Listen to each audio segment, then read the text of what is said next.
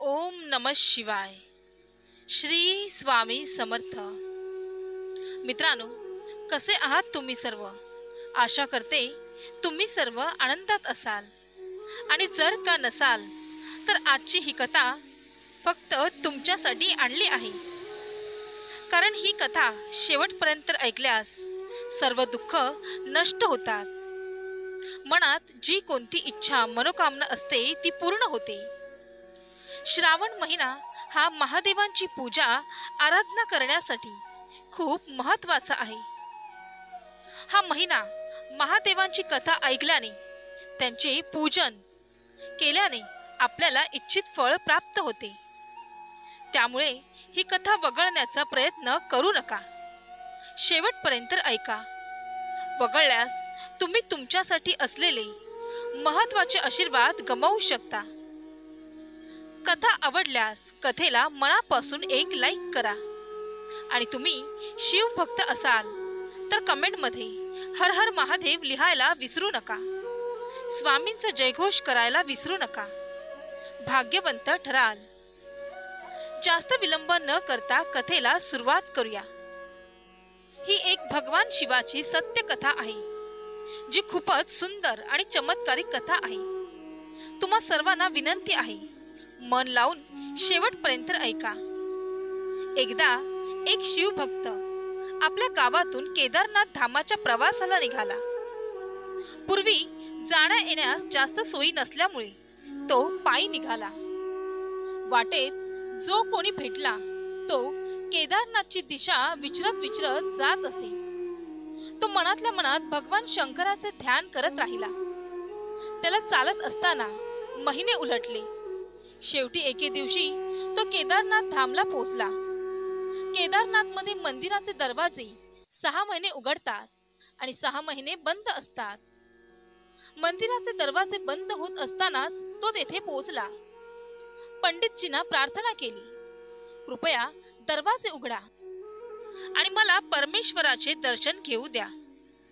पण तिथला नियम असा आहे की एकदा दरवाजा बंद झाला की पुन्हा उघडत नाही. नियम हा नियम असतो. तो खूप रडला.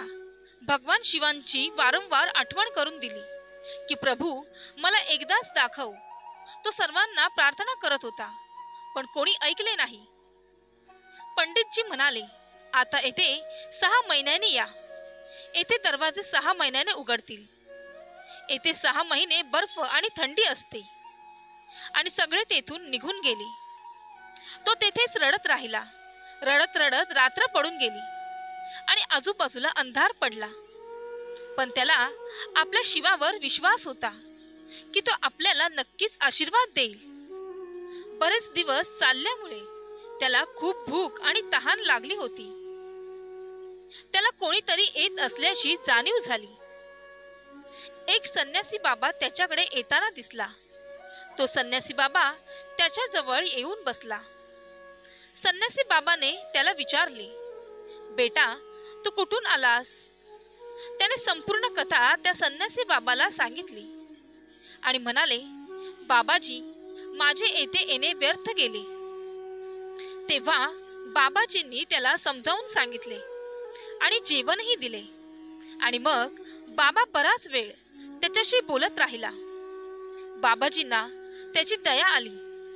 तो म्हणाला, बेटा, मला वाटतं की सकाळी मंदिर नक्कीच उघडेल आणि तुम्हाला नक्कीच बघायला मिळेल. महादेवाचे दर्शन तुम्हाला नक्कीच होतील. बोलता बोलता या भक्ताला कधी झोप लागली ते कळालेच नाही. सूर्याच्या मध्यम प्रकाशाने भक्ताचे डोळे उघडले. त्याने बाबांना इकडे तिकडे पाहिलं, पण तो कोठेच नव्हता. काही समजण्याआधीच त्यांनी पंडितजींना त्यांचे संपूर्ण ग्रुप सोबत येताना पाहिले. त्याने पंडितजींना प्रणाम केला आणि म्हणाले, काल तुम्ही म्हणाले होते की 6 महिन्याने मंदिर उघडेल आणि दरम्यान येथे कोणी येणार नाही, पण तुम्ही सकाळीच आलात. पंडितजींनी त्याच्याकडे लक्षपूर्वक पाहिले, ओळखण्याचा प्रयत्न केला आणि विचारले, मंदिराचे दरवाजे बंद असताना आलेला तूच होतास का? ज्याला मी भेटलो 6 महिने उलटून गेल्यावर तू परत आलास? तो माणूस आश्चर्याने म्हणाला, नाही, मी कुठेही गेलो नाही. मी तुला कालच भेटलो. मी रात्री येथेच झोपलो. मी कुठेही गेलो नव्हतो. पंडितजीच्या आश्चर्याची सीमा नव्हती. तो म्हणाला, पण मी 6 महिन्यापूर्वी मंदिर बंद करून निघून गेलो होतो आणि आज 6 महिन्याने परत आलो आहे.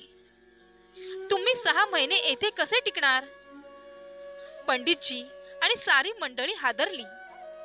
एवढ्या थंडीत एकटा माणूस 6 महिने कसा जगू शकतो? तेव्हा भक्ताने त्यांना संन्यासी बाबांसोबतची भेट आणि त्यांच्यासोबत घडलेल्या सर्व गोष्टी सांगितल्या. एक संन्यासी आला होता. तो उंच होता, लांब केसांचा होता. एका हातात त्रिशूल होता आणि दुसऱ्या हातात डमरू होता. तो मृगाच्या पोशाखात होता. पंडितजी आणि सर्वजण त्याच्या पाया पडले. ते म्हणाले, आयुष्य वेचले, पण परमेश्वराचे आम्हाला दर्शन झाले नाही. तुम्ही खरे भक्त आहात. तुम्ही भगवान शिवाचे प्रत्यक्ष दर्शन घेतले आहे. त्यांनी योग मायेने तुमच्या 6 महिन्याचे एक रात्रीत रूपांतर केले. काळखंड हे सर्व तुमच्या शुद्ध मनाने आणि विश्वासामुळे घडले आहे. मित्रांनो, या कथेने तुम्हाला समजले असेलच, जर का आपण देवावर तुम्ही पूर्ण मनाने विश्वास ठेवला, प्रेम केलं, तर देव तुमच्यासाठी काहीही करू शकतो. जे मोठ्या पंडित आणि विद्वानांनाही जमणार नाही, ते तुम्ही मिळवू शकता. फक्त देवावरती, परमेश्वरावरती आपले दृढ विश्वास, मनापासून प्रेम पाहिजे. मग सगळं काही साध्य होतं. मित्रांनो, तुम्हाला ही कथा कशी वाटली हे कमेंट करून नक्कीच सांगा.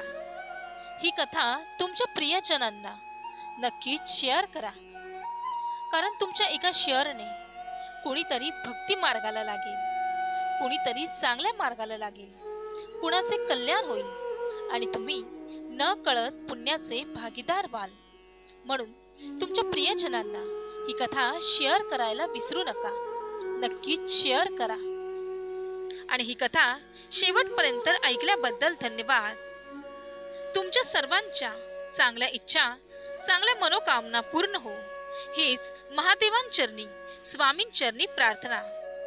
नमामि शंकर शिवामि शंकर शिव शंकर शंभो. हे गिरिजापती भवानी शंकर शिव शंकर शंभो. श्री स्वामी समर्थ. जय जय स्वामी समर्थ.